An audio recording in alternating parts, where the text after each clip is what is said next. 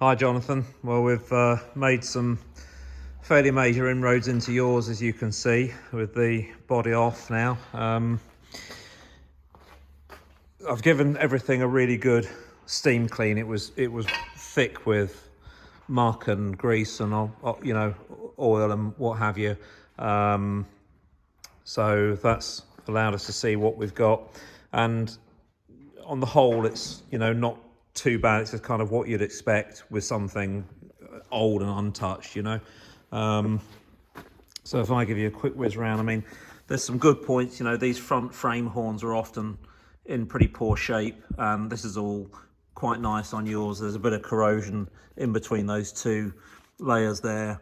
A-arm bushes are all absolutely knackered. I mean, there's a load of rubber missing out of that one, and it's the same on both sides. The A-arms are kind of cocked over because of the state of the bushes. I mean, that's no big deal, it is what it is. All the calipers and everything look pretty old, and they will just get replaced as a matter of course now. Same with ball joints. They're all the original ones because they're still riveted in, so they'll get changed. We'll strip front hubs and everything, replace all the wheel bearings. Engine will obviously come out and get stripped. I need to talk to you about the transmission. It was a pretty lazy shift, so I'll have a chat with you about options there. You can decide which way you want to go. All the body mounts are in nice shape, and the chassis is generally pretty good. It's quite pitted, so that will obviously show after the sandblasting.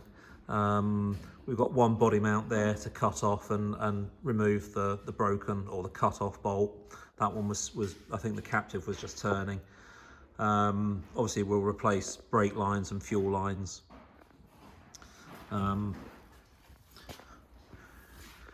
Rear end is all, again, pretty much par for the course. We've already sorted out, replacement trailing arms and drive shafts and what have you. I'll try and get hold of a positive traction clutch pack for the differential, and we'll get the diff rebuilt. The fuel lines have obviously rotted at some point, and they've been replaced with rubber, but we've got new stainless steel fuel lines to go on this once the chassis is all stripped and painted, blasted and painted. And we're also going to replace the shock absorbers. The back end is where there are one or two problems. The car's obviously been hit at the rear at some point, and the cross member is a bit bent. I'm trying to think where it is now. Yeah, so I don't know how well this will show up, but it's kind of got a bit of a niggle there. And there's also, this is where it's more obvious.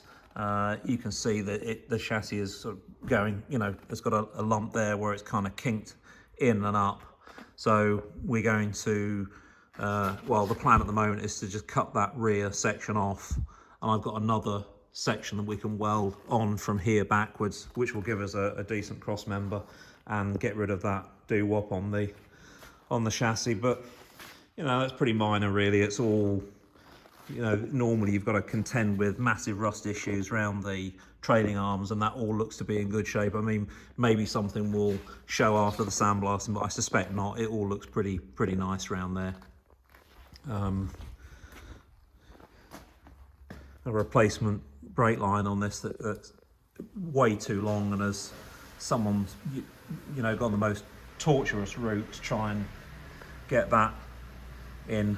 So, but anyway, that's neither here nor there. That will all get dealt with. So there you go. I'll do another bit of video now with the body and show you what our findings are there.